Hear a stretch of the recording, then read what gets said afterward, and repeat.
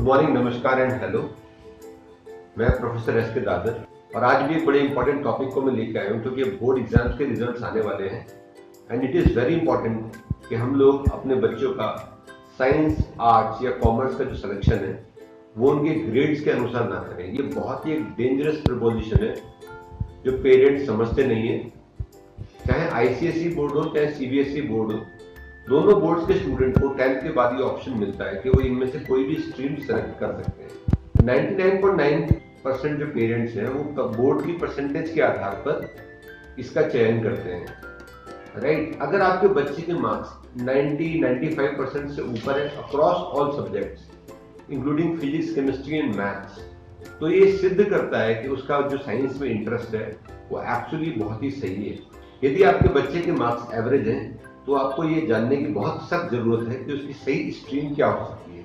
इसके लिए 1983 में एक रिसर्च की गई जो डॉक्टर हॉवर्ड गार्डनर ने की from Harvard school of education, Harvard university, और ये एजुकेशन पे की गई सबसे बड़ी रिसर्च है। इसमें उन्होंने बताया कि जो स्कूल्स का काम है वो मार्क्स नहीं है, स्कूल का काम है डेवलप इंटेलिजेंस। और यहाँ उन्होंने 8 इंटेलिजेंस की थ्योरी दी है। उन 8 इंटेलिजेंस को मैं आपको बताता हूँ आज, और बहुत जरूरी है आपके लिए जानना कि किसी भी बच्चे में, किसी भी व्यक्ति में वो 8 इंटेलिजेंस होती हैं और उनकी मात्रा अलग अलग होती है। तो ये जो 8 इंटेलिजेंस है इनका संबंध बच्चे के ब्रेन डेवलपमेंट से है। और बच्चे का जो ब्रेन है वो जब बच्चा चाइल्ड होता है, वूम में होता है, माँ के गर्भ में होता है, उसी समय उसका 13 वीक से ब्रेन डेवलपमेंट चालू हो जाता है और लगातार 9 मंथ तक उसका ब्रेन डेवलप होता रहता है। जब ब्रेन डेवलप होता है उसमें डिफरेंट कंपार्टमेंट्स में न्यूरॉन डिस्ट्रीब्यूशन हो जाता है, और जो न्यूरॉन डिस्ट्रीब्यूशन है वो डिसाइड करता है कि सबसे प्रोमिनेंट इंटेलिजेंस उस बच्चे की क्या होगी। सबसे पहले आती है आपकी वर्बल और लिंग्विस्टिक इंटेलिजेंस। ऐसे बच्चे बोलने में बहुत अच्छे होते हैं, they can do very good in English, Hindi, Sanskrit, German, French, Japanese, Chinese, Russian, इनको कोई सी भी फॉरेन लैंग्वेज सीखने में कभी कोई दिक्कत नहीं होती। So these people are born linguistics. इनका जो वर्बल कम्युनिकेशन भी बहुत हाई लेवल का होता है।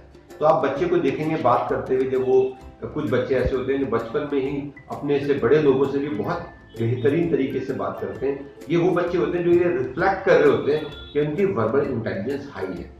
कुछ बच्चे आपने ऐसे देखे होंगे जो पढ़ाई करेंगे लेकिन म्यूजिक सुनेंगे या म्यूजिक में उनका अच्छा खासा इंटरेस्ट होगा, या तो वो गाना गाते होंगे या गाना सुनते होंगे या कोई म्यूजिकल इंस्ट्रूमेंट बजाते होंगे।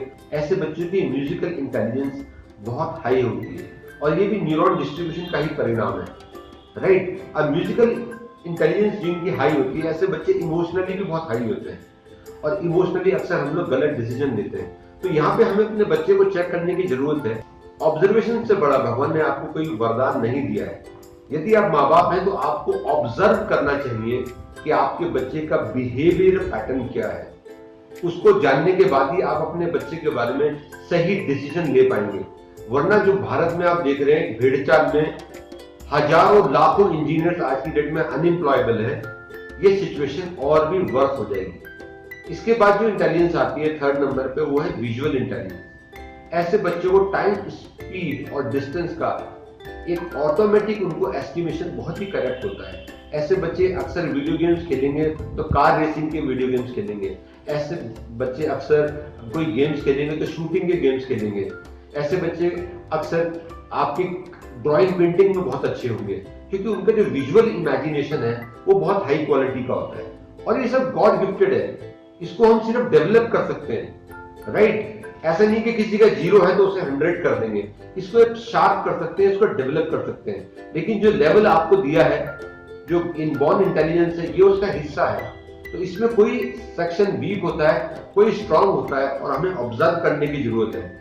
यही माता पिता का कर्तव्य है।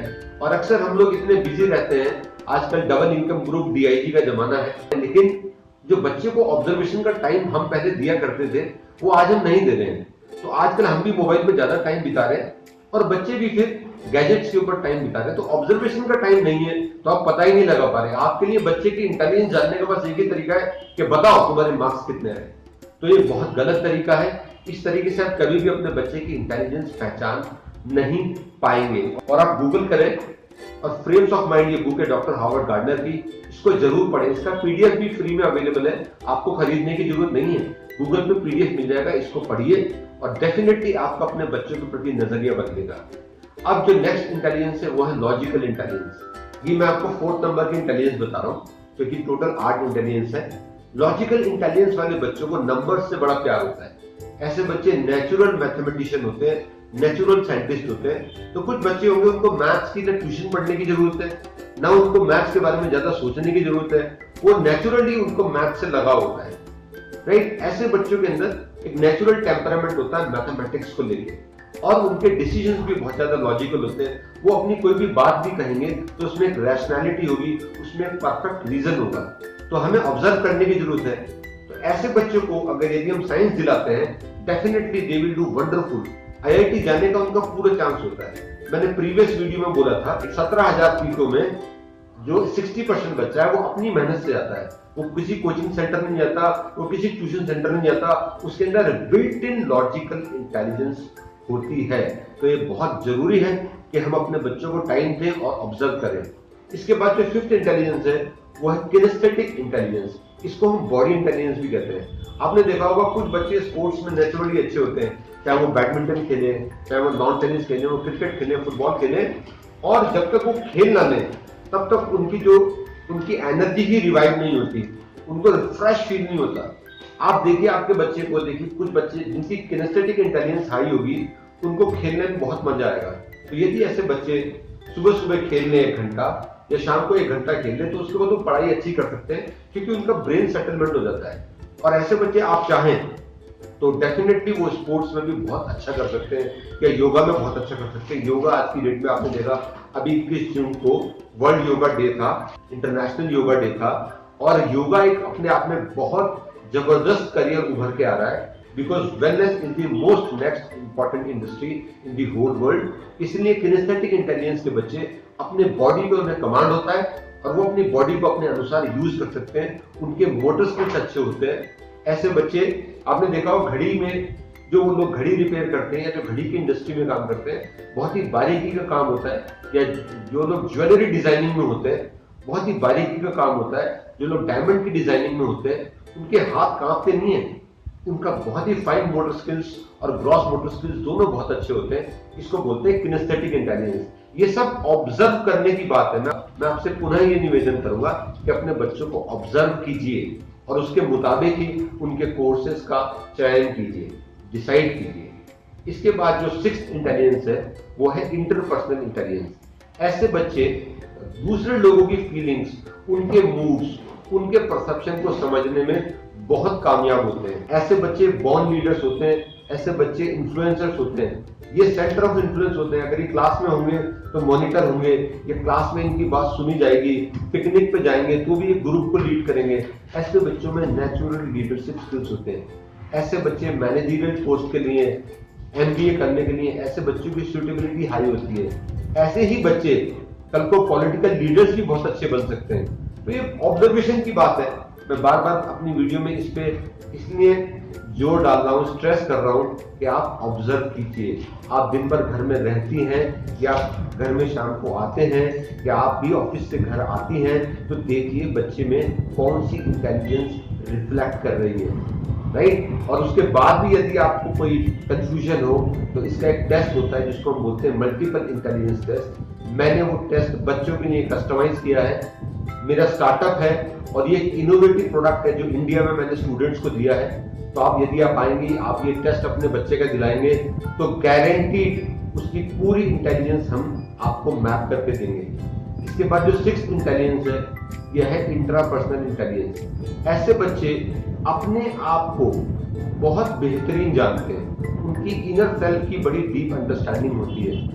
ऐसे बच्चे बहुत बढ़िया साइकोलॉजिस्ट बन सकते हैं, क्योंकि वो जो खुद को बेहतर समझता है वही किसी दूसरे को बेहतर समझ पाएगा। तो इंट्रापर्सनल इंटेलिजेंस के जो लोग होते हैं अक्सर वो चुप रहते हैं, ज्यादा नहीं बोलते हैं। इंटरपर्सनल वाले ज्यादा बोलते हैं। अगर आपका बच्चा चुप रहता है लेकिन फिर भी उसकी परफॉर्मेंस क्लास में अच्छी है, स्पोर्ट्स में अच्छी है, तो आप ऑब्जर्व कीजिए, इसका मतलब उसकी इंट्रापर्सनल इंटेलिजेंस हाई है, राइट। बहुत सारे जीनियस लोग इसी कैटेगरी में आते हैं, क्योंकि खुद को जो बेहतर जान लेता है उसको बाहर वालों से अपना एनालिसिस कराने का जरूरत नहीं पड़ता। उनकी लाइफ में ना उनकी लाइन क्लियर होती है, उनको मालूम होता है कि जो वो डिसीजन ले रहे हैं वो सही है या गलत है। तो ये सब ऑब्जर्वेशन की बात है। और यदि आपके पास टाइम नहीं है तो आप किसी दिन 1 घंटे का टाइम निकाल के आइए and we will map all the intelligence of your child. और जो 8th इंटेलिजेंस है वो है नेचुरल इंटेलिजेंस। ऐसे बच्चे आप देखिएगा, उनका नेचर के प्रति लगाव, पेट्स उनको बहुत प्यारे होते हैं, उनकी नेचुरल इंटेलिजेंस हाई होती है, उनको नेचर बहुत प्यारा होता है, राइट। जो वो आउटिंग पे जाएंगे तो वो किसी पब में नहीं जाएंगे, वो किसी पहाड़ पे जाएंगे, किसी नदी पे जाएंगे, जंगल पे जाएंगे, उनको नेचर से बहुत लगाव होता है। तो नेचुरल इंटेलिजेंस वाले बच्चे डॉक्टर बहुत अच्छा बनते हैं। क्यों? क्योंकि उनकी नेचुरल इंटेलिजेंस क्या होती है? ऑब्जर्व करने की। वो प्राकृतिक रूप से किसी भी चीज को ऑब्जर्व कर सकते हैं। तो यदि आप अपने बच्चे को बायोलॉजी दिलाना चाहते हैं, उसको डॉक्टर बनाना चाहते हैं, या कोई भी बायोलॉजी से संबंधित यदि कोई भी करियर है वो आप उसे कराना चाहते हैं, मैथ्स नहीं बायोलॉजी, तो ऐसे बच्चों की नेचुरल इंटेलिजेंस हाई होनी चाहिए। और आपको पता होना चाहिए कि आपके बच्चे की जो नेचुरल इंटेलिजेंस है उसका रेशो उसकी ब्रेन में क्या है। इसको ब्रेन मैपिंग टेस्ट भी बोलते हैं। ब्रेन को मैप करना बहुत जरूरी है। जैसे अक्सर हम लोग अपने ब्लड टेस्ट में देखते हैं कि उसमें लिपिड प्रोफाइल क्या है, एलडीएल कोलेस्ट्रॉल, एचडीएल क्या है, हीमोग्लोबिन कितना है, वैसे ही हमें ब्रेन मैपिंग से अपने बच्चे की इंटेलिजेंस का पता चलता है। और ब्रेन मैपिंग करने से ये बहुत क्लियर हो जाता है कि हमारे बच्चे में कौन सी इंटेलिजेंस आई है। फिर हम इन इंटेलिजेंस को मैप करके उसको सही करियर गाइड कर सकते हैं, उसको सही स्ट्रीम दिला सकते हैं, भले ही वो साइंस हो, भले ही वो आर्ट्स हो, भले ही वो कॉमर्स हो। और यदि ये सब नहीं आप मैप करेंगे तो बड़ी दिक्कत होगी आपको अपने बच्चे को मैनेज करने में।